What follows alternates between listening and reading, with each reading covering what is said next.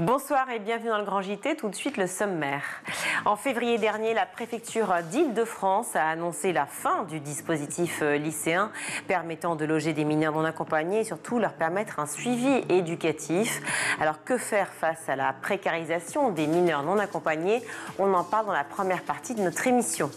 Dans sa chronique, Guillaume Buan fera la lumière sur le sommet Choose Europe for Science qui s'est tenu aujourd'hui à l'amphithéâtre de la Sorbonne. Mais avant ça, place à l'actualité d'éducation avec Guillaume. Guillaume, bonsoir. Bonsoir Virginie, bonsoir à tous.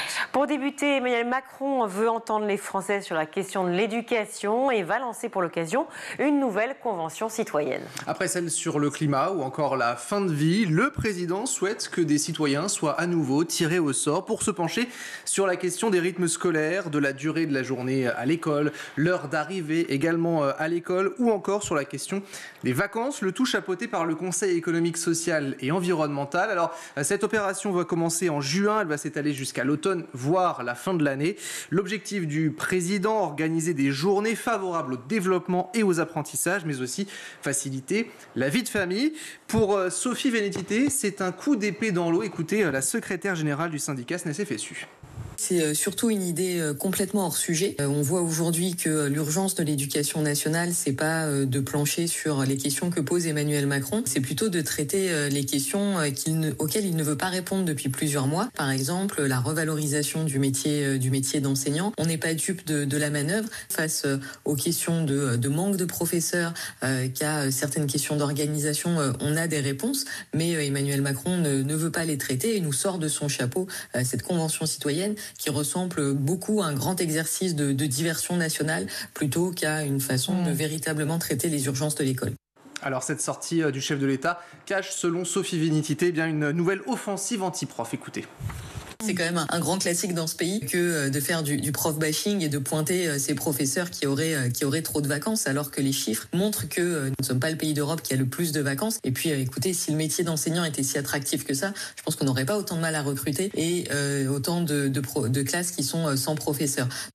Alors des conventions qui cherchent à renforcer la démocratie participative, mais à chaque fois qu'elles ont été lancées, eh bien, le gouvernement ne les a pas tout simplement suivies. On apprend également ce lundi qu'Emmanuel Macron souhaite faire évoluer le SNU. Le président avait demandé notamment plusieurs pistes avant la fin de ce mois-ci. Alors l'évolution du service national universel ou encore le service civil, le service militaire. Bref, il y a plusieurs scénarios sur la table. Le SNU qui serait un peu plus vitaminé, c'est-à-dire une montée en puissance pour attirer 5 fois plus de jeunes qu'actuellement, 200 000 par an âgés de 15 à 17 ans. On estime le coût à 600 millions d'euros par an. Sinon, autre idée, le service civil obligatoire qui serait élargi cette fois-ci, alors soit aux 15-17 ans, soit aux 18-25 ans. Cela concerne 600 000 jeunes et là, on est entre 1,5 milliard ou 3,5 milliards d'euros par an. On a aussi le service militaire volontaire de 6 mois pour les jeunes de 18 à 25 ans. Là aussi, près d'1 milliard d'euros de budget. Et puis le retour du service militaire obligatoire, 300 000 jeunes, si c'est que pour les hommes, 600 000 si il comprend les femmes. Le coût total, c'est de 7 milliards d'euros. C'est le plus cher et même le double si on compte les hommes et les femmes ensemble. Alors Emmanuel Macron a de son côté toujours été pour une refonte du SNU en souhaitant une généralisation pour l'année prochaine. Et sur un tout autre sujet, depuis l'affaire Betaram et la libération de la parole, l'enseignement catholique lance une campagne d'information et de sensibilisation sur les violences en milieu scolaire et cela dans tous les établissements. Et son nom, Stop Violence. L'objectif, en fait, est d'amplifier l'information, de renforcer l'implication de tous les secteurs de l'école. C'est ce qu'a fait savoir le secrétariat général de l'enseignement catholique. Une très bonne chose pour Hélène Lobinia. Elle est présidente de l'APEL, l'association des parents d'écoles privées catholiques. C'est une très bonne chose que l'ensemble de l'enseignement catholique puisse réagir et mettre en place en fait de telles campagnes. Donc c'est vrai que nous sommes très satisfaits et nous complétons nous-mêmes au niveau de l'APEL cette campagne avec une série d'affiches qui part également à destination des parents et des élèves en milieu de semaine prochaine. Alors ces affiches, c'est pour rappeler aux enseignants et au personnel les conduites à tenir, et puis aux élèves pour les inciter à parler avec des adultes. Il y aura aussi les numéros, le 119, enfants en danger, ou encore le 3018 pour le harcèlement qui seront inscrits sur ces affiches. Les livrets d'informations sur le programme, là aussi, de protection des plus fragiles sera étoffé et actualisé. Est-ce que c'est suffisant? Écoutez la réponse d'Hélène Lobinard. Non, c'est jamais assez suffisant, mais c'est déjà une première étape. Je pense qu'il faut saluer le fait que l'ensemble des acteurs se mettent en marche pour effectivement pallier à ces manquements qu'il y a pu avoir ça et là jusqu'à présent, qui nous ont fait prendre conscience aussi par les différentes révélations et ce fait de briser le silence qui a été amorcé par le collectif des victimes. Aujourd'hui, nous permet les uns et les autres de réagir. Donc l'enseignement catholique, mais nous également en tant que parents, pour se sentir tous concernés, pour dire à nos enfants, parle, on te croit, et parle, on est là pour te protéger en fait. Il faut qu'on soit à l'écoute et briser ce silence pour protéger nos enfants. Toujours sur le thème des agressions sur mineurs, dans la Sarthe, un ancien professeur du lycée militaire de Prytanée, accusé de viol et d'agression sexuelle, retrouvé mort ce samedi. Ce professeur retraité âgé de 76 ans avait été interpellé mardi dernier après plusieurs plaintes d'anciens élèves de ce lycée militaire. L'homme était mis en cause notamment pour avoir entre 1990 et 2009 agressé sexuellement une dizaine de lycéens âgés de 15 à 17 ans. L'hypothèse du suicide est pour l'instant privilégiée. Une enquête est en cours, a déclaré la procureure du Mans. Devant ces accusations d'une exceptionnelle gravité, le ministère des Armées assure à toutes les victimes son plein soutien et la coopération avec la justice. Un numéro a été mis en place là aussi pour que la parole se libère. Direction les États-Unis où Donald Trump a présenté les premières ébauches de son budget pour 2026. Il va falloir faire des économies, elles sont drastiques du côté des États-Unis. 1700 milliards de dollars sur la table et un plan budgétaire qui prévoit notamment une réduction de ses dépenses de 163 milliards de dollars pour l'année fiscale qui vient. Alors dans le détail, on a une hausse de 13% du budget pour la dépense, de 65% pour ce qui est de la sécurité intérieure, mais à contrario, on a une baisse dans tout ce qui ne concerne pas le côté militaire, une baisse de 23%, c'est le niveau le plus bas depuis 2017. Par exemple, pour l'éducation, moins de 12 milliards de dollars par rapport aux années précédentes. On a un budget qui est réduit aussi d'un quart pour les agences gouvernementales en lien avec les observations océaniques ou encore atmosphériques. Et puis l'énergie, là aussi, perd 5 milliards de dollars. Côté santé, on a une hausse toutefois, une enveloppe de 500 millions de dollars qui sera donc allouée au ministre de la Santé, une somme qui sera à contrario amputée du côté du FBI. On sait qu'il y a quelques tensions entre le président et les services de sécurité. Un projet ultra-conservateur qui sera soumis toutefois à un parcours parlementaire qui va s'étaler sur plusieurs mois. Pour terminer, venons-en à cette enquête menée par l'Institut Montaigne qui déconstruit les idées reçues sur les jeunes, qualifiés de fainéants ou encore de désintéressés par le monde du travail. On parle là de la Gen Z, ces jeunes qui sont nés à la fin des années 90 et jusqu'au début des années 2010, qui ne veulent pas travailler, qui bousculent un peu la vie en entreprise, à en croire l'étude de cet Institut Montaigne intitulée et de son co-auteur notamment Olivier Galland. Il s'agit surtout d'idées reçues. Écoutez. Les jeunes ne rejettent pas le travail. Il y a beaucoup d'idées reçues, effectivement, à ce sujet. Les jeunes sont feignants, ils pratiqueraient ce qu'on appelle le quiet quitting, la démission silencieuse. Bon, les jeunes veulent travailler, donc effectivement, 80% d'entre eux disent qu'ils continueraient de travailler, même avec des revenus qui leur permettraient de ne pas le faire. Ça prouve, c'est que le travail, pour les jeunes, n'est pas qu'un moyen de subsistance. C'est aussi un vecteur d'intégration, c'est aussi le moyen de se réaliser personnellement par le travail. Néanmoins, ils ont pas mal de frustration aussi au travail. Alors de la frustration puisque certains sont concernés par la qualité de vie au travail ou encore les salaires. Les salaires, c'est ce qui reste notamment le critère de sélection numéro 1. Il faut savoir aussi que certains types d'emplois n'attirent plus les jeunes. C'est le cas des métiers de l'industrie par exemple ou ceux qui fatiguent notamment plus importantes au niveau du physique. Et puis à contrario, les métiers du luxe attirent pour deux raisons. Un savoir-faire français de haute qualité et aussi pour un salaire qui, paraît-il, serait plus élevé notamment dans cet univers. Merci Guillaume. On change de sujet. Ils étaient près de 450 mineurs non accompagnés ou jeunes majeurs à occuper le centre culturel de la Gaîté Lyrique à Paris ces dernières semaines. Un feuilleton social absolument dramatique qui a remis en lumière la question de l'accueil et de la prise en charge des mineurs isolés non accompagnés, souvent abandonnés et surtout dans l'incapacité d'étudier. La précarisation des mineurs non accompagnés, on en parle tout de suite.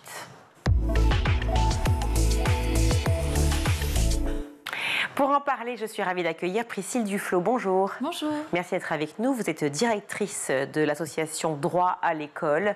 Droit à l'école qui se bat depuis maintenant 6 ans pour faire reconnaître le droit des mineurs non accompagnés, en particulier celui d'intégrer justement une école de la République.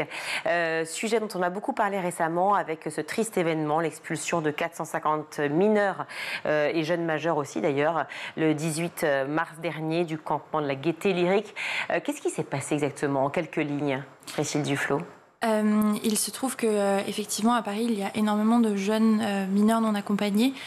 Donc un mineur non accompagné, c'est une personne qui arrive sur le territoire en France sans parents, sans famille, sans représentants légaux et qui va chercher à pouvoir être reconnu mineur donc par l'État.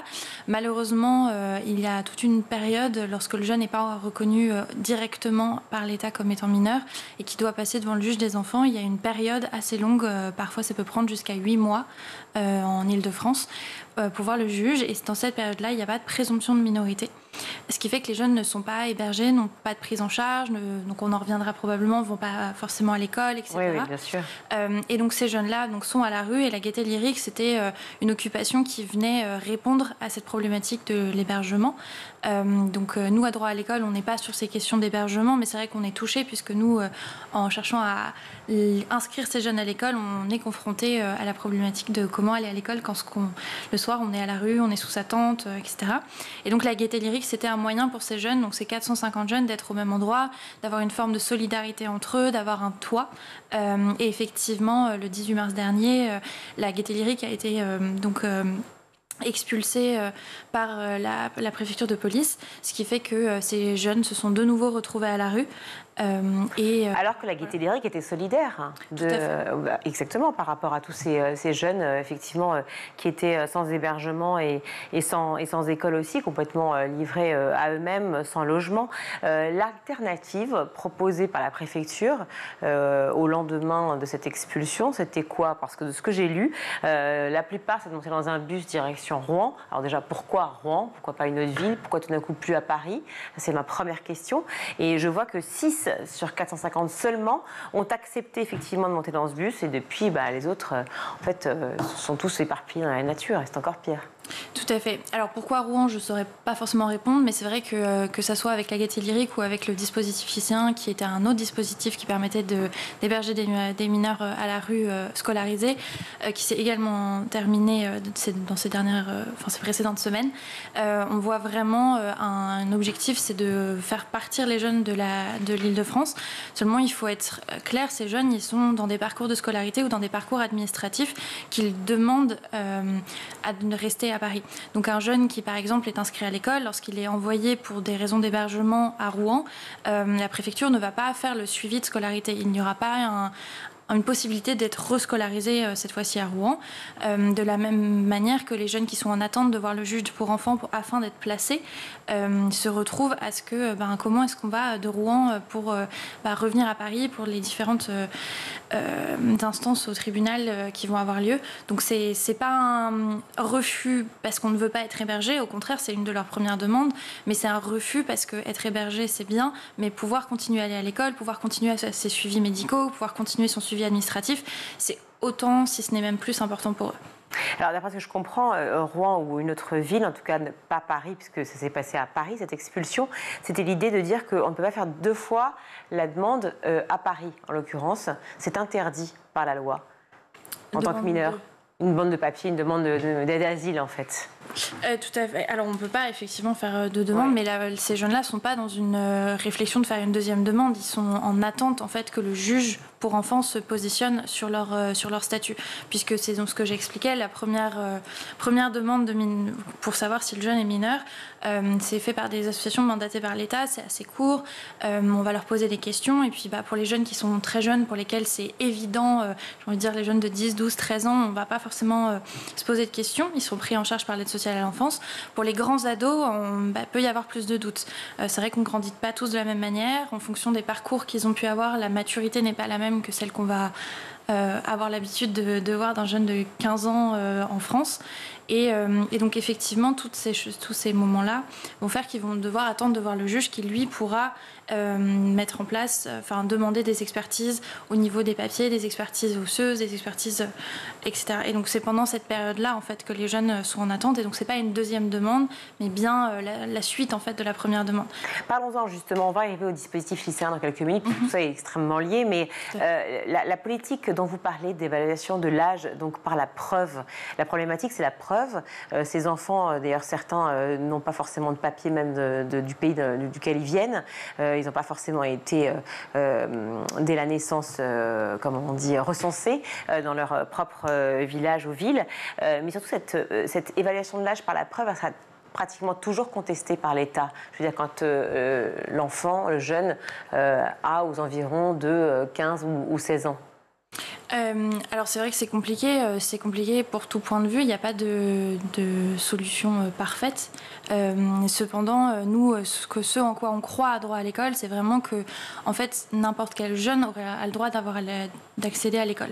Et donc nous, notre objectif, on ne va pas venir poser la question à la place de l'État, c'est pas notre sujet. Notre sujet, aujourd'hui, on a des jeunes qui veulent aller à l'école, j'ai des jeunes qui veulent apprendre à lire, on a des jeunes qui sont extrêmement motivés pour pouvoir apprendre un métier, apprendre à lire, comme je disais, connaître les fondements des mathématiques, et c'est ça le cœur de notre sujet. Mais tout ça, je l'entends, et vous allez m'expliquer justement ce que vous faites pour ces jeunes-là. Mais là, je parle du parcours administratif, en fait, des mineurs qui sont donc isolés, qui arrivent effectivement en France et qui cherchent l'asile, souvent politique, ou en tout cas un endroit pour se réfugier. Ces jeunes-là, ils doivent donc prouver leur minorité, donc leur âge, en dessous de 18 ans. C'est en dessous de 18 ou en dessous de 16 ? C'est 18, 18. Est-ce que certains vont recevoir, parce que faute de preuves, aussi une OQTF, une obligation de quitter le territoire ? Alors, pour les OQTF, ce sera encore un autre processus. Mais effectivement, on peut avoir des jeunes qui, au final, le juge ne va pas reconnaître leur minorité, ou alors dans la plus grande majorité des cas, c'est des jeunes qui, finalement, les délais de justice étant tellement longs que le juge se positionnera quand, en fait, ils ne seront plus mineurs. Donc, forcément, le juge ne fera pas de placement car la décision arrive trop tard. Et dans ces cas-là, derrière, peut y avoir effectivement une OQTF qui va être appliquée. C'est effectivement le cas de certains jeunes qui étaient à la Gaîté Lyrique, qui se sont vus octroyer des OQTF. Donc ça va être vraiment lié plus à un statut administratif à part, mais c'est pas automatique quand le juge dit ah bah non, je ne reconnais pas la minorité, qu'il y a directement une OQTF, puisque ces jeunes entre-temps se sont intégrés, pour certains ont pu aller à l'école, apprendre un métier, parfois ont même un travail, etc., pour ceux qui sont plus âgés. Donc voilà. La fin du dispositif lycéen dont on a parlé, effectivement, par la préfecture d'Île-de-France, qui a fermé des centres d'hébergement où à peu près, il me semble que le chiffre, c'est 25 élèves qui étaient logés. Alors 25 élèves, c'est les 25 de droit à l'école, mais en tout, il y en avait 108 qui étaient concernés par le dispositif lycéen. Alors pour que ça soit bien clair, le dispositif lycéen existe depuis une dizaine d'années et il était cofinancé par la DRIL, le rectorat et la mairie de Paris. Et l'objectif, c'était de pouvoir mettre en place un dispositif pour les jeunes lycéens qui étaient à la rue. Donc les assistantes sociales dans les lycées pouvaient faire remonter l'information auprès d'une commission qui permettait ensuite d'essayer de mettre à l'abri ces jeunes.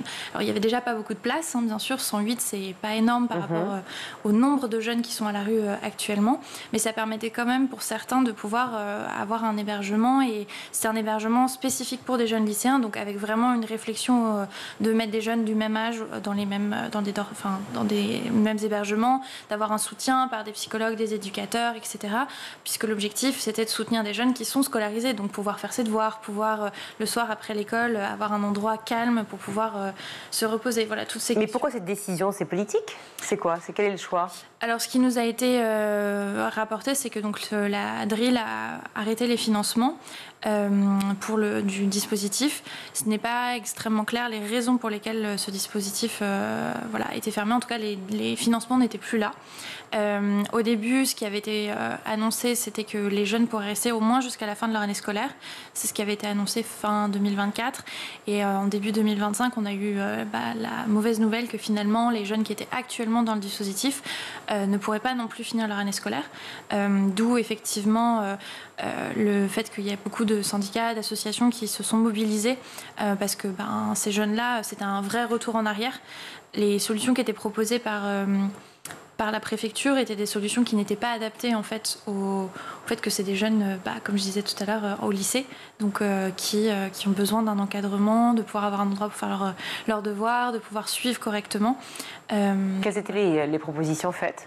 Alors, il y avait 2 propositions. Les jeunes qui passaient un examen à la fin de l'année, donc par exemple en 2e année de CAP ou en fin de bac de lycée professionnel, pouvaient rester sur Paris, mais dans des hébergements, donc des CEAS, qui sont des centres d'examen en fait, de la situation, qui sont des centres gérés par l'OFII, assez loin de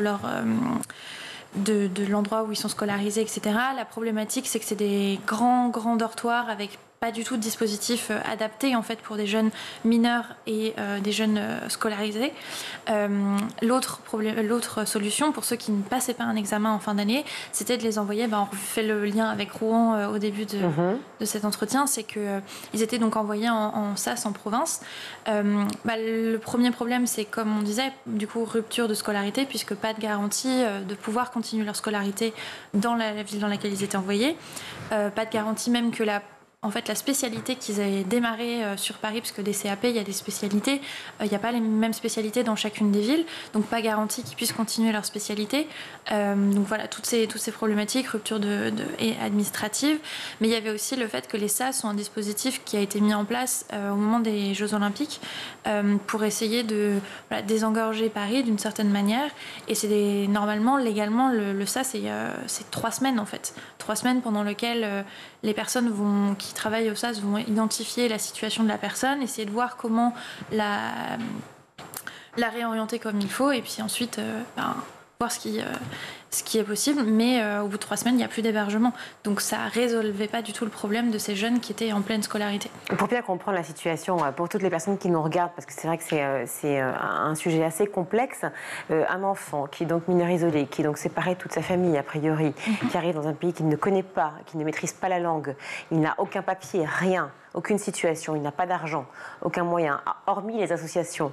Et l'État qui peut aider, on va en venir justement à l'aide de l'État, mais l'État qui peut aider, lorsqu'il se retrouve justement expulsé, comme de la Gaîté Lyrique, et qui n'a plus de dispositif lycéen, on parle l'exemple de Rouen, mais prenons, je ne sais pas, Nice, ces jeunes-là, est-ce que la ville de Nice doit accepter systématiquement l'arrivée de ces collégiens ou lycéens dans leur ville ?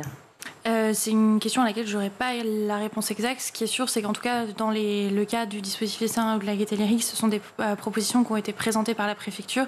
Alors j'imagine que derrière, il y a tout un tas de discussions de préfecture à préfecture pour voir en fonction des places, en fonction de plein de critères différents. Mais en tout cas, ce qui est certain, c'est qu'une fois que la solution a été proposée, les jeunes peuvent, s'ils le veulent, mais avec toutes les conséquences dont on parlait avant, qui sont des conséquences sur au niveau administratif, leur scolarité, leur santé parfois, etc.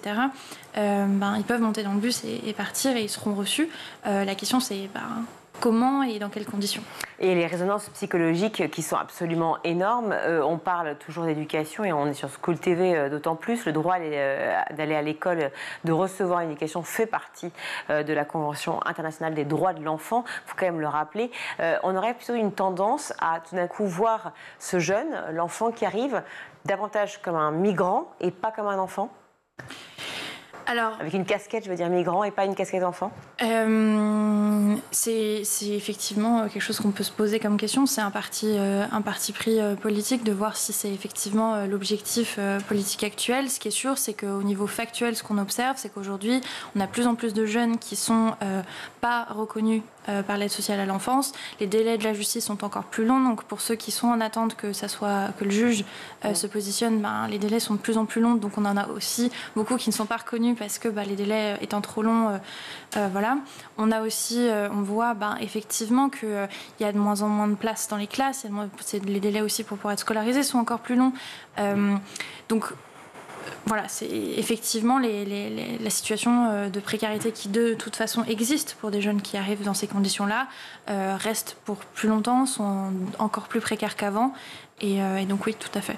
Un moyen de s'en sortir, on l'espère évidemment pour chacun d'entre eux. Et c'est vrai que lorsqu'on décrit ce parcours qu'on vient d'évoquer ensemble, d'autant plus quand on est baladé de ville en ville, qu'on ne sait pas trop où on est, comme ça, il y a cette continuité pédagogique qui est essentielle. Apprendre une langue aussi, c'est se familiariser avec les gens qu'on rencontre, les gens que l'on côtoie, une culture, partager la sienne bien entendu. Mais tout cela dans l'esprit de pouvoir faire société ensuite, donc de devenir citoyen ensuite. Est-ce que c'est pas contre-productif justement tout ce système ? En tout cas, en ce qui concerne droit à l'école, ça nous paraît effectivement pas tout à fait aller dans le sens de ce que veulent les jeunes et dans le sens de l'objectif qui est aussi qu'ils puissent apprendre un métier, qu'ils puissent s'intégrer, qu'ils puissent s'épanouir. On en revient à ce qu'on disait tout à l'heure. Nous, ce qu'on voit, c'est que c'est des jeunes. Et aujourd'hui, en France, il y a une obligation de formation jusqu'à 18 ans.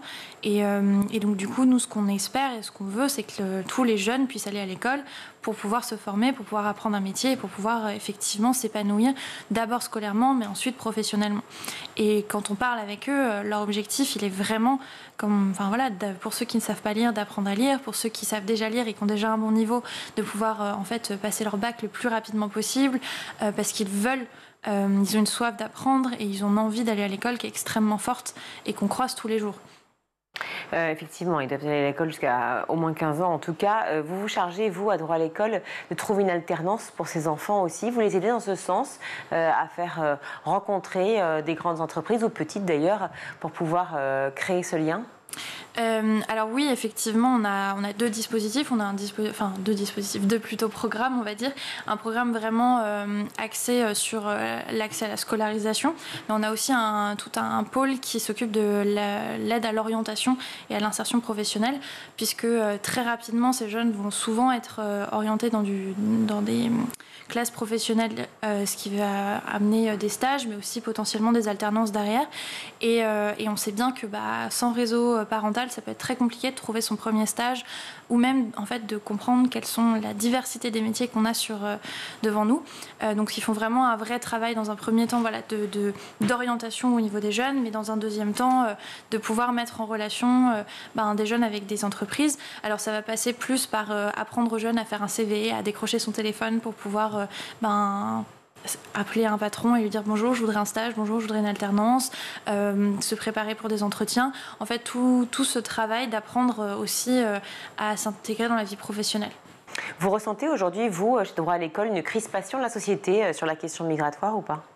Alors c'est vrai que c'est un sujet dans lequel aujourd'hui on voit effectivement plus de difficultés au niveau de l'insertion. On peut y avoir effectivement des patrons qui ont un peu plus peur de prendre des jeunes où la situation administrative est un peu plus tendue ou un peu plus incertaine, parce que la situation globale aujourd'hui est incertaine, mais dans l'ensemble, nous, en tout cas au niveau vraiment de l'éducation, on partage les difficultés qu'on rencontre de manière générale au niveau de l'éducation nationale sur les fermetures de classes, etc. Et donc effectivement, ces jeunes, on a de plus en plus de difficultés à les inscrire à l'école.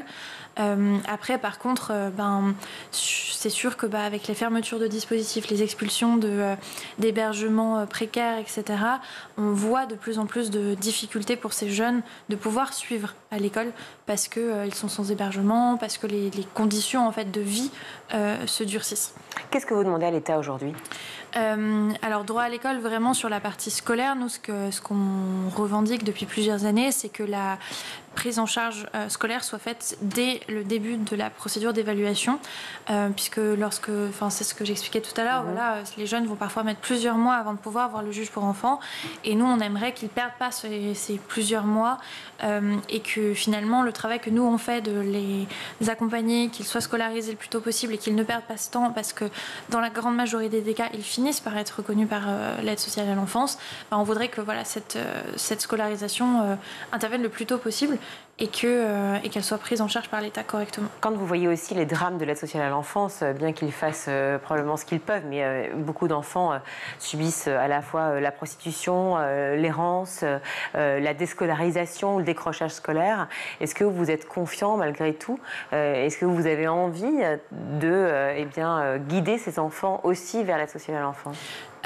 Alors nous, notre objectif, il est de, encore une fois, tout ce qui est au niveau scolaire, mais c'est vrai qu'aujourd'hui, il se pose plein de questions sur l'aide sociale à l'enfance et que je pense qu'on aimerait que l'aide sociale à l'enfance soit un lieu qui continue d'être un lieu pour pouvoir prendre en charge des jeunes qui ont besoin de protection réellement, quels que soient les jeunes qui sont, enfin, la raison pour laquelle ils sont placés.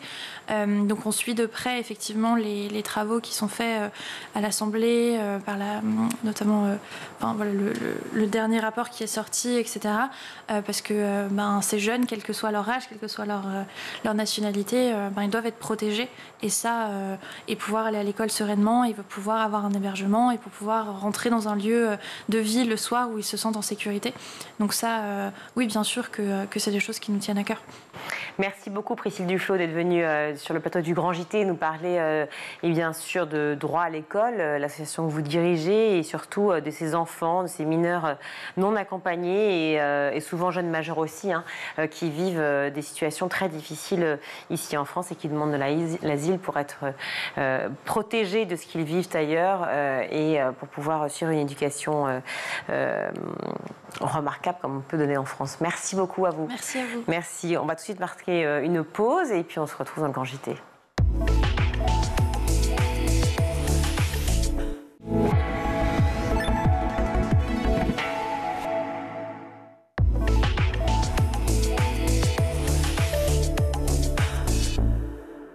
Dans le cadre de la journée du patrimoine mondial africain, nous avons souhaité rediffuser l'interview de Louis, auteur de Red Flower, un manga basé sur les contes ancestraux africains. Regardez. De retour dans le Grand JT d'éducation, je suis ravie d'accueillir Louis. Bonjour. Bonjour. Merci beaucoup d'être avec nous. Avec plaisir. Vous êtes entre autres l'auteur de ce manga, Red Flower. J'ai 2 tomes qui viennent de sortir par chez Glénat. Ce manga absolument génial, basé sur les contes à la fois d'Afrique de l'Ouest, et on va en parler bien sûr, puisque vous avez habité, il me semble, jusqu'à vos 21 ans au Ghana, c'est ça? La grande partie de mon enfance, jusqu'à mes 20 ans. Marc, en même temps, votre enfance, vous n'êtes pas si vieux que ça. C'était il n'y a pas si longtemps. C'était il y a 10 ans quand même, le temps passe. Ah oui, quand même. Et bien sûr, les mangas dont on connaît maintenant, d'origine plutôt japonaise. Donc vous explorez des sujets. C'est vrai qu'avec les mangas, on a l'habitude maintenant, ça fait quand même un carton en France et bien sûr ailleurs. Vous explorez des sujets dont on a l'impression qu'ils ne sont pas forcément traités dans les mangas.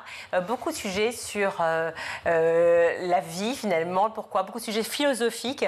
On va en parler, notamment le passage à l'âge adulte. En tout cas, c'est le sentiment que j'ai eu, j'espère ne pas tromper.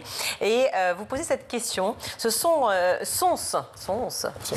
donc ce sont nos actions ou leurs conséquences qui font de nous des adultes. Est-ce que vous avez trouvé la réponse? Pas encore, c'est le but de cette série qui est prévue en 5 tomes. D'ici la fin de l'histoire, mon héros Kelly va devoir devenir un homme, il va devoir prendre des décisions, trouver sa place dans la société et peut-être pouvoir nous dire qu'est-ce que c'est que devenir un adulte, devenir un homme.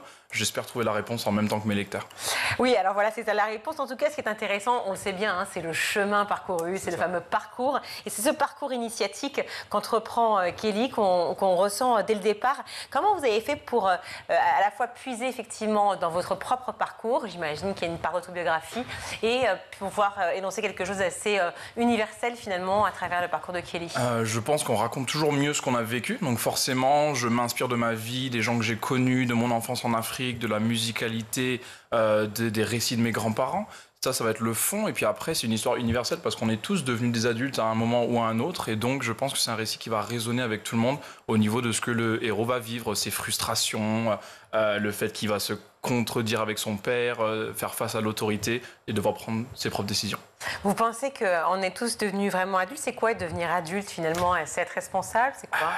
C'est ça, c'est assumer les conséquences de ses choix, c'est savoir l'impact qu'on va avoir sur les autres, parce que le héros, il pratique les arts martiaux, il adore ça, c'est tout ce qu'il veut faire de sa vie, mais il se rend compte que dans son obsession, peut-être qu'il va faire mal aux gens autour de lui, peut-être qu'il devrait faire plus attention à ses amis, à leurs ressentis, aux volontés de sa tribu, à ses responsabilités. Ça va être tout ça, sa quête initiatique, c'est de trouver une réponse à cette question. Vous parlez d'arts martiaux, alors ça on l'attribue un peu bêtement, mais c'est vrai plutôt à l'Asie, au Japon, au côté japonisant des mangas, encore une fois je le répète, et puis aussi le chamanisme, le vaudou, et puis d'autres rites, bien sûr, extrêmement ancestraux, familiaux, qu'on retrouve en Afrique de l'Ouest. De quel côté y a-t-il la part de fond et de forme? Ou alors est-ce que c'est un doux mélange? Des deux, j'ai pratiqué beaucoup d'arts martiaux quand j'étais gosse, c'était ce côté spirituel justement qui m'attirait, la pratique du sport, la maîtrise de soi, de son corps, de son esprit qui nous vient du judo, du karaté, mais on a beaucoup d'arts martiaux en Afrique, au Sénégal, le dambé, et donc je vais mélanger tout ça pour créer cet univers qui m'est propre à moi.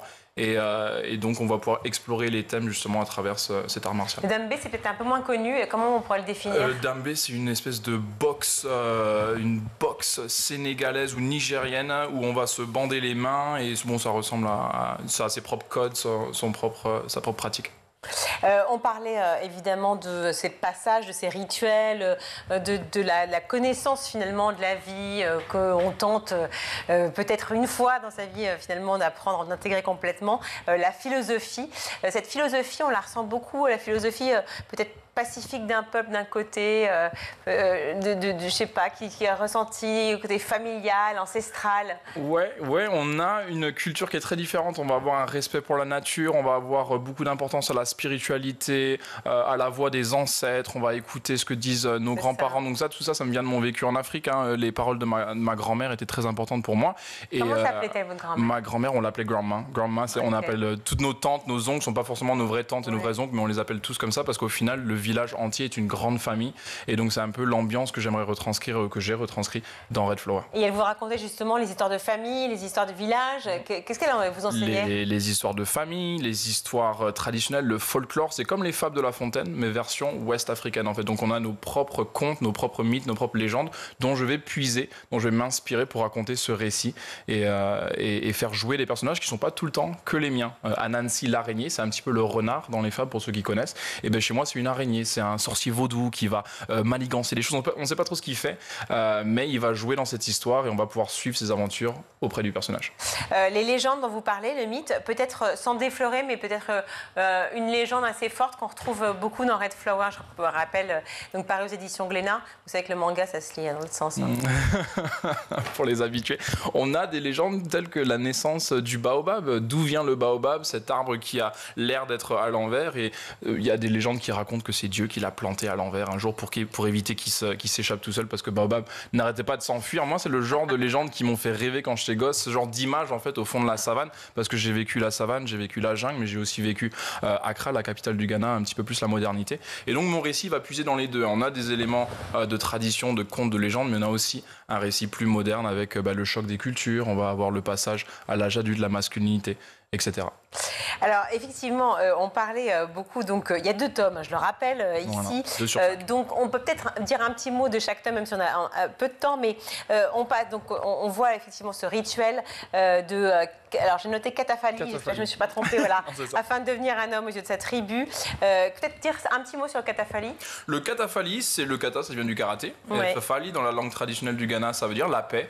Et donc c'est la philosophie principale de mon peuple. Les mouvements de la paix, c'est comme ça qu'ils abordent le monde. En fait, ils prêchent que les mouvements devraient promouvoir l'harmonie. Sauf que notre héros, en étant trop bagarreur, il est un peu en contradiction avec cette philosophie. Et c'est là un petit peu l'élément déclencheur de l'histoire. D'accord, donc on ne résout rien avec la violence. Voilà, c'est un petit peu le thème, mais le thème que je creuse, c'est à quoi nous sert la violence? Est-ce qu'elle est justifiable un jour pour se défendre soi-même, pour défendre nos proches, nos chers, pour défendre une idée, une idéologie, notre tribu? Est-ce qu'on a droit à la violence pour se protéger? C'est le genre de questions qu'on va creuser, mais je ne peux pas trop en dévoiler. Pas trop en dévoiler, mais forcément, ça fait écho à l'actualité. Alors, peut-être aujourd'hui plus que jamais, mais bien entendu, malheureusement, avant aussi.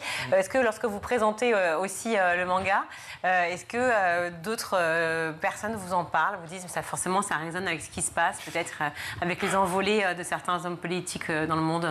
Je pense que oui, parce que c'est des récits qui sont encore plus d'actualité. Moi, je suis issu de métissage, donc sur 2 cultures différentes. Je vais parler de choc des cultures, je vais parler d'immigration avec des peuples qui bougent pour des raisons ou d'autres, et des gens qui refusent d'accepter l'étranger en face de soi. C'est des thèmes que je veux creuser. Surtout dans le tome 2. Ouais, surtout dans le tome 2. La peur de l'autre, voilà. Ça revient beaucoup. La peur de l'autre et aussi le fait que la peur mène à la colère mène à la violence, et puis c'est un cercle vicieux en fait qui fait qu'on ne peut plus s'entendre au final. Donc c'est vraiment des thèmes qui deviennent de plus en plus d'actualité ces temps-ci. Avec Kelly qui vient en aide à l'étrangère avec un bras bionique. C'est ça. C'était l'idée de tendre la main, quoi. Je voulais montrer que des 2 côtés, en fait, il y a de la bonne volonté, mais que souvent des éléments perturbateurs qui vont faire en sorte qu'on ne puisse pas s'entendre. Et après, voilà, la suite, on la verra dans le tome 3. Oui, j'ai hâte. Qu'on ne puisse pas s'entendre aussi parce qu'il y a une barrière de la langue qui peut faussement paraître comme une barrière. C'est ça. J'ai grandi avec un père sociolinguiste et donc j'aime beaucoup la langue et la façon dont le langage va façonner notre façon d'interpréter le monde. Et donc, en fonction des mots qu'on utilise, on peut être mal compris, on peut être mal interprété. Et donc, le choix des mots, le choix des mouvements, du coup, est très important quand on communique nos intentions à l'autre. Et c'est pour ça que le Katafali se sert juste des gestes. Il n'y a plus de langage, on peut traverser les barrières de langage. C'est ce que je voulais développer avec cette idée. Peut-être développer ça aussi et les présenter dans les écoles, parce que quand on parle de sociolinguisme, alors ça c'était effectivement le métier de votre papa, mais peut-être reparler à travers ces mangas effectivement de l'importance des mots. Forcément, pour moi la littérature va servir à transmettre ce genre de morale. Et je pense que c'est important de développer ces thèmes-là. Donc, dans les écoles, on peut parler justement de médiation, de l'importance des mots, du poids des intentions. J'espère que tous ces thèmes-là vont être développés à travers mon travail. Vous avez dit 5 tomes à venir, donc il en reste 3 a priori. J'imagine qu'ils sont déjà en préécriture, si ce n'est écrit. Peut-être pas tout dévoiler, mais peut-être des mots forts, des thématiques. Des thématiques... la confrontation entre la jeunesse et la tradition. Ça, c'est un thème qui me tient beaucoup à cœur parce que Kelly, dans le tome 3, si je peux me permettre un petit teaser, va se confronter à la volonté de son père et aux enseignements de ses anciens, de ses aînés. Et donc là, c'est la jeunesse fougueuse qui a envie de s'affirmer, qui cherche sa place dans le monde et qui va devoir faire des choix versus la tradition des plus anciens qui, eux, vont... prêcher la prudence et donc voir lequel des deux a raison, est-ce qu'on a des choses à se reprocher ou pas. Est-ce que vous allez jouer aussi la confrontation des générations? Oui, beaucoup. Il y a le personnage de la grand-mère qui est inspiré par ma propre grand-mère, qui contient toute la sagesse des contes et du village. En fait, c'est elle qui raconte des histoires. Des fois, on a l'impression qu'elle radote un peu, mais dans le fond, il y a vraiment la sagesse ancestrale des histoires. Mais c'est la sagesse de l'âme ou de l'âge? Parce que c'est la question qu'on se pose toujours. Est-ce que du vécu. Voilà, nos aînés sont-ils plus sages? C'est vraiment la question qu'on peut se poser. C'est ça la question, parce que des fois oui, et des fois les anciens, par tradition, ne veulent pas bouger et donc vont finir dans une espèce de rhétorique un peu stérile, et c'est là où on va tomber dans le dogme en fait. Et est-ce que le dogme doit être dégagé à tout prix pour donner place à la jeunesse? Bref, tout ça, c'est des thèmes qui m'intéressent vraiment beaucoup. Bien, on a hâte. Merci beaucoup, Louis, d'être venu sur le plateau du Grand JT nous parler de Red Flower. Juste un petit... Pourquoi ce titre, Red Flower? Red Flower, pour le bissap, pour ceux qui connaissent, le jus qu'on boit à base de fleurs d'hibiscus, c'est quelque chose avec lequel j'ai grandi. Donc Red Flower, c'est tout mon univers. Dans Red Flower, il est question de fleurs magiques. Et donc j'invite mes lecteurs à aller voir pourquoi j'ai nommé la série Red Flower. Red Flower, c'est top. C'est chez Glénat. Bravo. En plus, il y avait effectivement toute une série, je crois, pendant 3 ans. Vous avez pas mal écrit aussi avant. C'était des mini-histoires, c'est ça? J'avais commencé en auto-édition, en effet. Et aujourd'hui, c'est concrétisé avec la grosse histoire principale en 5 tomes. Voilà, mais enfin bon, on se doute bien qu'il y aura peut-être 2-3 échappées. Ça marche bien, pourquoi pas. Ça marche bien, pourquoi pas. Merci à vous en tout cas. Et tout de suite, on retrouve la chronique de Guillaume Bur. Ce lundi, Guillaume, s'est tenu à l'amphithéâtre de la Sorbonne, un sommet inédit, Choose Europe for Science, j'espère que je le dis bien. L'objectif, c'est d'inciter les chercheurs et les entrepreneurs publics et privés du monde entier à choisir l'Europe et, si possible, la France pour exercer. Et à l'initiative de ce mouvement, Emmanuel Macron, qui avait posté mi-avril un message sur X que vous allez pouvoir voir. C'était une manière, en fait, d'attirer le secteur de la recherche américaine, puisqu'on le sait que les chercheurs sont dans le collimateur, notamment de de Donald Trump depuis son investiture le 20 janvier dernier. Le président américain ne cesse de s'attaquer aux scientifiques ou encore aux universités, des coupes budgétaires, des licenciements, des censures sur certains mots ou encore des sujets, le climat, l'inclusion, la diversité, l'interruption de la collaboration internationale. Bref, Donald Trump taille vraiment à coups de tronçonneuse avec Elon Musk et son gouvernement pour chercher des économies. La France et l'Europe ont fait quoi? Ils ont sauté sur l'occasion. C'est pourquoi ils étaient tous réunis ce matin pour les faire venir chez nous. Écoutez Elisabeth Borne, la ministre de l'Éducation nationale, mais aussi de l'enseignement supérieur. C'était donc ce matin à la Sorbonne. Aux États-Unis, jadis paradis des chercheurs, la liberté académique est remise en cause. La frontière entre le vrai et le faux, entre les faits et la croyance, est fragilisée. Des positions opposées à tous les consensus scientifiques ont été exprimées, que ce soit en matière de climat, de biodiversité, de santé publique ou d'égalité entre les femmes et les hommes. Face à eux, la France et l'Europe doivent être à la hauteur en ouvrant leurs portes aux chercheurs menacés et en réaffirmant avec force leur attachement indéfectible aux libertés académiques et à l'indépendance scientifique. Alors à cette occasion, il y avait 2 tables rondes. La première sur les libertés académiques et la contribution aussi de la recherche en Europe. Et puis la seconde, c'est contre la dépendance européenne en matière notamment de recherche scientifique. Mais la question, Guillaume, est avons-nous les moyens de les accueillir ? C'est là que le bas blesse. En fait, c'est là où ça se complique, puisqu'on a des universités qui se mobilisent. Toulouse, Saclay et une qui est assez prestigieuse, c'est celle d'Aix-Marseille. C'est la plus grande de France. Il y a 80 000 étudiants. Elle ouvre ses portes. Elle a reçu d'ailleurs plus de 300 candidatures. On en avait parlé ici même, des candidatures américaines. 15 postes étaient proposés dans le domaine du climat. Écoutez justement son directeur, c'était sur RTL. On a voulu réagir. Alors on a décidé de consacrer un budget entre 10 et 15 millions d'euros sur 3 ans à ce programme-là. Moi je parle d'asile scientifique et on le revendique. Et un témoignage, celui de Russell. Il faisait partie de ces 300 candidats. Alors il remercie la France, mais il a peur de l'avenir. C'est très dur de voir les changements ici aux États-Unis et je suis très reconnaissant d'avoir des soutiens en France. C'est vrai que c'est un peu intimidant la perspective de devoir tout recommencer ailleurs, surtout que nous avons travaillé très dur pour arriver là où nous sommes. Mais bon, si c'est pour faire progresser la recherche, je serais heureux d'avoir cette opportunité.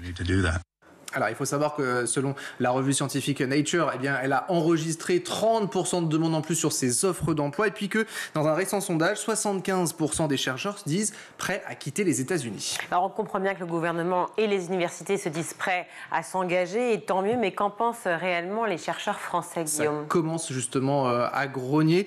Selon une dernière étude, là aussi, sur les 122 000 expatriés français aux États-Unis, on a 33 qui sont des chercheurs ou des docteurs et parmi eux, 75% ne veulent pas revenir en France. Donc ils partent, ils s'exilent. Et pour Théo Besson, qui lui est en France et qui est un jeune chercheur, il y a d'autres priorités en ce moment. Écoutez.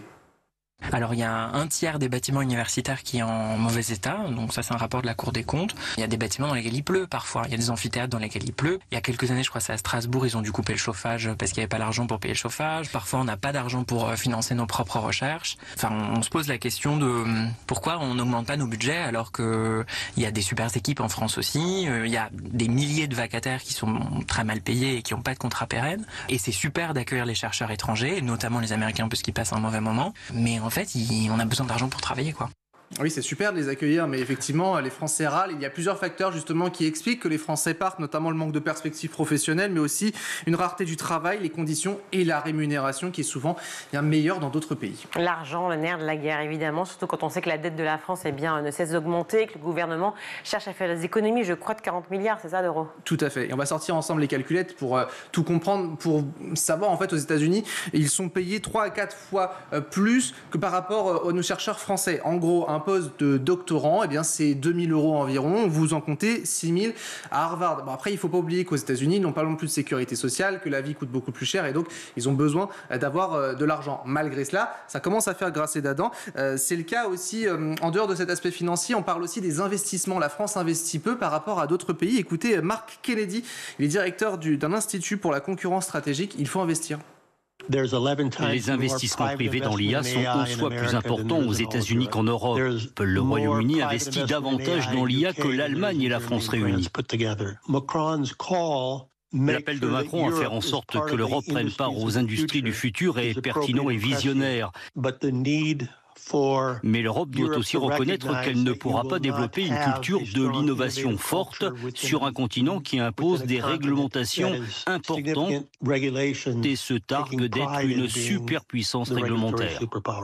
Ah, les réglementations, la bureaucratie, justement, c'est ce qu'a annoncé Ursula von der Leyen. Assouplir un peu tout cela, une enveloppe de 500 millions d'euros là aussi. Alors on parle beaucoup d'Emmanuel Macron, moi je vous propose de l'écouter, il a fait des annonces. L'Europe, oui, doit devenir un refuge. Et au fond, le message est simple, si vous aimez la liberté, venez nous aider à rester libres. C'est aussi le sens de Choose France for Science que nous avons lancé il y a quelques semaines, qui a suscité plus de 30 000 connexions, dont un tiers depuis les États-Unis. Et l'objectif est du doctorant au prix Nobel, en passant par les post-docs, les professeurs juniors, d'accueillir autant que de besoin et avec une seule exigence de qualité des candidats. Des moyens supplémentaires seront mis en place, 100 millions d'euros que l'État apportera à travers France 2030. Et je le dis avec force, un chercheur étranger ne remplacera pas un chercheur français ou un chercheur européen. C'est l'esprit même de la science de chercher cette coopération, cette émulation, cette conversation. Alors vous l'aurez compris, sortir de la bureaucratie, des règles, mettre l'argent sur la table. On verra si le vieux continent arrive à attirer ses chercheurs, des chercheurs qui partent aussi vers le Canada, vers la Grande-Bretagne ou encore vers l'Australie. Donc j'ai envie de vous dire, affaire à suivre. Merci beaucoup Guillaume. On va tout de suite retrouver le meilleur de School TV avec le Zap. Alors, il y a évidemment des différences selon les pathologies, mais il y a quand même quelques constantes. La première, c'est l'importance du dialogue. Il ne faut jamais rompre le dialogue avec ses enfants, même si le trouble oppositionnel ou le trouble je ne sais quoi a des manifestations insupportables. Alors, c'est parfois J'ai bien fait le insupportable. Oui, bon, ça sent un peu le vécu. Ça sent. C'est pas tant que ça en plus. On a souvent ce genre de situation où le dialogue est rompu. Ouais. Dans une famille. Alors, c'est compliqué, une famille. Il y a une sorte de légende urbaine qui voudrait nous dire que d'abord élever des enfants c'est facile, c'est pas vrai, c'est difficile, et vivre en famille, surtout quand on n'a pas un espace immense, c'est pas facile non plus.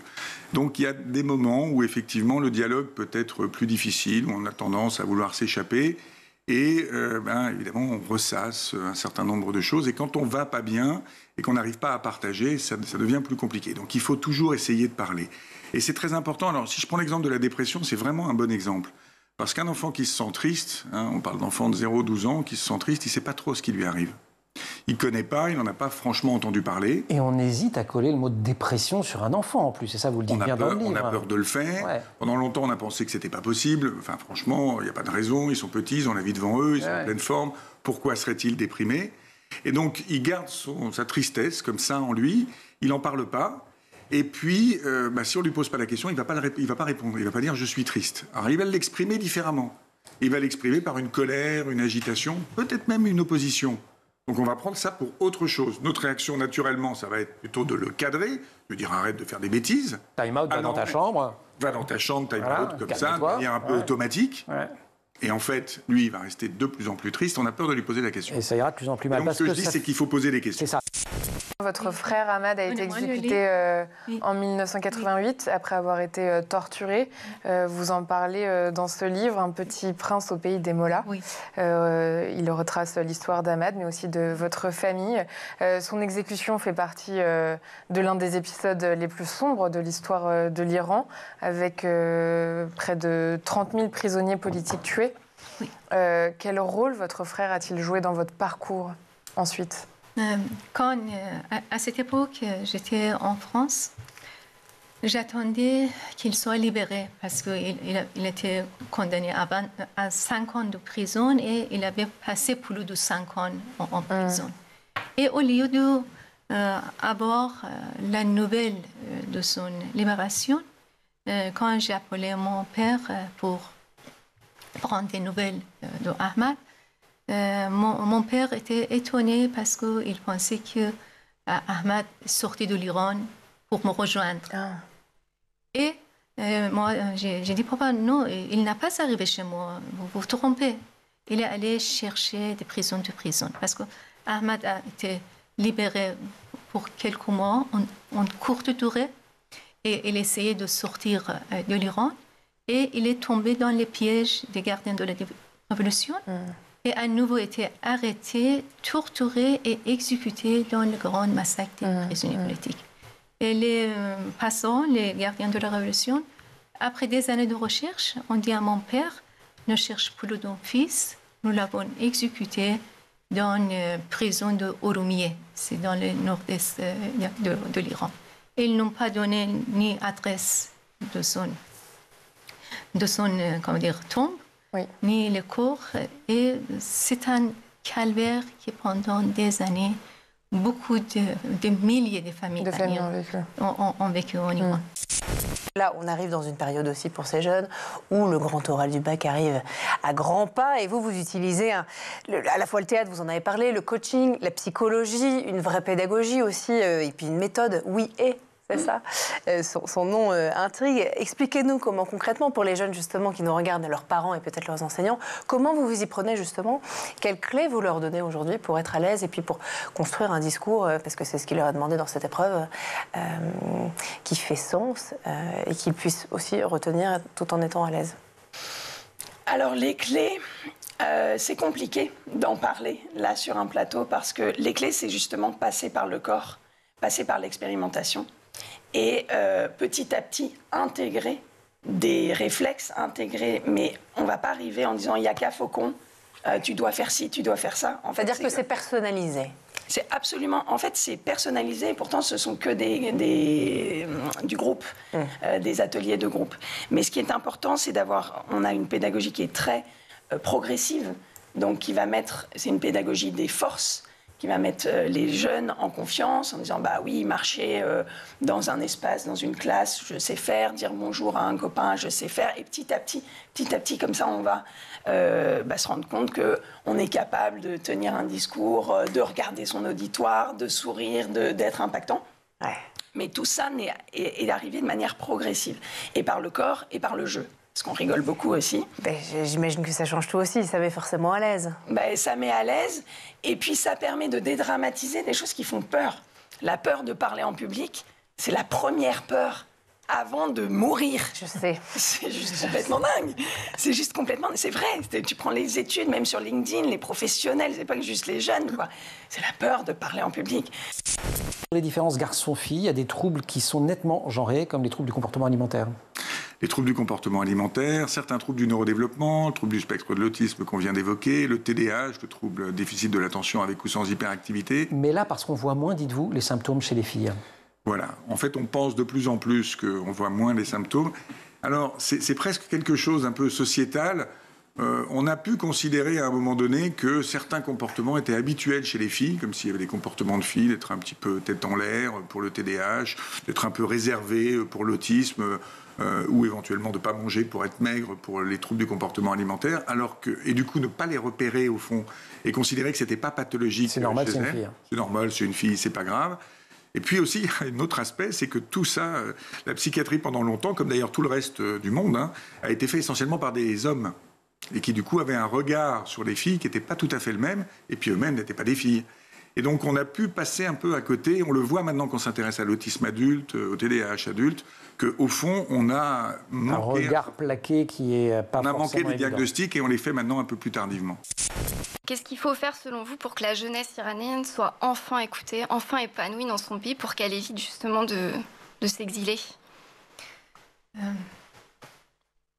Ce que les jeunes iraniennes, la jeunesse iranienne, comme il a expliqué, totalement sont contre le régime des mollahs. Ils cherchent la liberté, la démocratie, un pays libre et indépendant des influences des pays, d'ingérence d'autres pays. Et aussi la fin de ce projet atomique du régime qui a amené les catastrophes on est tous les témoins de cette manière de répression du régime iranien. Les jeunesses iraniennes est consciente des enjeux de la liberté et la démocratie en Iran. Ils ne veulent pas ni le régime des mollahs, ce régime arriéré et sanguinaire, ni en revenir en arrière. Comme parfois dans certains milieux, il y a des propagandes comme si la jeunesse iranienne vole les monarchistes. Non. Les slogans essentiels dans toutes les manifestations à l'intérieur de l'Iran, au moment de grande révolte après la mort de Mahsa Amini, c'était mort au tyran, qu'il soit Shah ou les mollahs. Voilà pour le Zap, c'est la fin de notre émission. Merci à vous tous de nous avoir suivis. Merci à toute l'équipe, à la réalisation aujourd'hui. Alice Pitavi, au son, Thibaut Gorille-Lafont, le maquillage, Laure Audemont, Laura Girard et Emma Ferré à la rédaction. Guillaume Buan, aussi journaliste sur le Grand JT. On vous retrouve, cher Guillaume, demain. Je serai là demain. Eh ben voilà, on sait tout. Et j'espère aussi un autre jour de la semaine, peut-être jeudi. Vous nous ferez ça quand même pour le 8 mai. Oui, je serai là. Oh, oui, voilà. Jour férié, non. Merci Guillaume. Merci à toute l'équipe. À demain. Bonne soirée. Ciao.